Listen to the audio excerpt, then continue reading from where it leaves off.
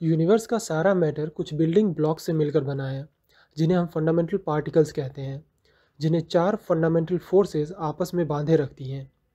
ये fundamental particles और fundamental forces आपस में किस तरह मिलकर यह यूनिवर्स बनाते हैं, इसे ही समझने के लिए स्टैंडर्ड मॉडल दिया गया है। हमारे आसपास का सभी मैटर एलिमेंट्री पार्टिकल से मिलकर बना है, जो मैटर के बिल्डिंग ब्लॉक्स हैं। ये पार्टिकल्स दो टाइप के हैं, क्वार्क्स और लेप्टॉन्स। दोनों ही ग्रुप में 6 पार्टिकल्स हैं जो पेयर या जनरेशन के फॉर्म में हैं। लाइटेस्ट और most stable particle first generation है, जबकि हैवियर और लेस स्टेबल पार्टिकल्स सेकेंड और थर्ड जनरेशन को बिलोंग करते हैं। यूनिवर्स के सभी स्टेबल मैटर फर्स्ट जनरेशन के फंडामेंटल पार्टिकल से बने हैं। जैसे हम जानते हैं कि सारा मैटर एटम से बना है और एटम इलेक्ट्रॉन, प्रोटॉन और न्यूट्रॉन से। इलेक्ट्रॉन तो फर्स्ट जनरेशन का लेप्टॉन है, वहीं प्रोटॉन और न्यूट्रॉन अप और डाउन क्वार्क से बने हैं। ये भी फर्स्ट जनरेशन के क्वार्क्स हैं। इस तरह यूनिवर्स का पूरा मैटर सिर्फ 3 fundamental particle up quark, down quark और इलेक्ट्रॉन से मिलकर बना है। दूसरे जनरेशन के पार्टिकल्स हैवियर होने के साथ साथ अनस्टेबल भी हैं, इसलिए ये डीके होकर एट द एंड स्टेबल हो जाते हैं।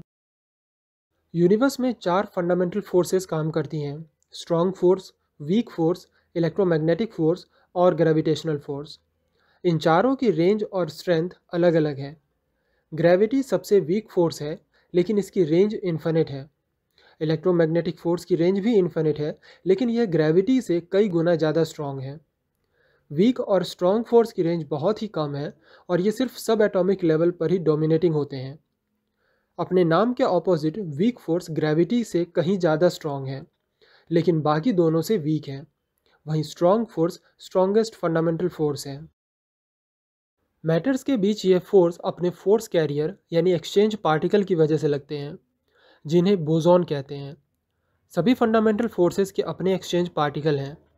स्ट्रॉन्ग फोर्स का कैरियर ग्लूऑन, इलेक्ट्रोमैग्नेटिक फोर्स का कैरियर फोटॉन और वीक फोर्स का कैरियर WNG बोसॉन। हालांकि अभी तक ग्रेविटी का फोर्स कैरियर डिस्कवर नहीं हो पाया है, फिर भी यह प्रेडिक्शन है कि बाकी फोर्सेस की तरह इसका भी एक फोर्स कैरियर होगा, जिसे ग्रेविटॉन नाम दिया गया है।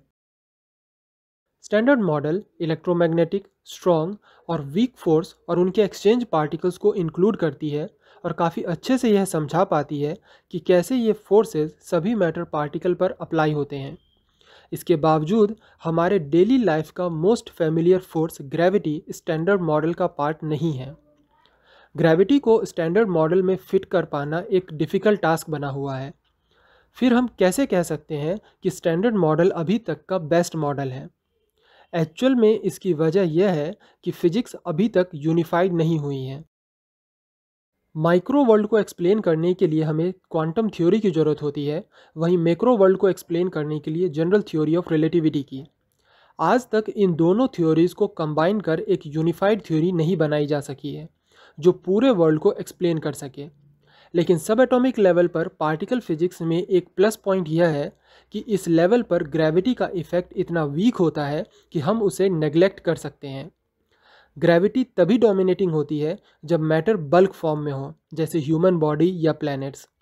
इसीलिए सब एटॉमिक लेवल पर स्टैंडर्ड मॉडल बिना ग्रेविटी को इंक्लूड किए हुए भी यूनिवर्स में मैटर और फोर्स के बीच इंट्रैक्शन को एक्सप्लेन करने का बेस्ट मॉडल है।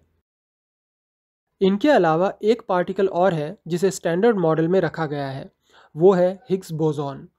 यह माना जाता है कि सभी पार्टिकल्स जिनका मास है, उन्हें मास इसी हिग्स बोसॉन की वजह से मिलता है। जो पार्टिकल इस हिग्स बोसॉन के फोर्स फील्ड यानी हिग्स फील्ड के साथ जितना इंट्रैक्शन करते हैं, वो पार्टिकल उतना मैसिव होता है। यह पार्टिकल स्टैंडर्ड मॉडल का एक असेंशियल पार्टिकल है। इस तरह स्टैंडर्ड मॉडल में 12 फंडामेंटल फॉर्मियॉन्स हैं जो यूनिवर्स के सभी मैटर को फॉर्म करते हैं।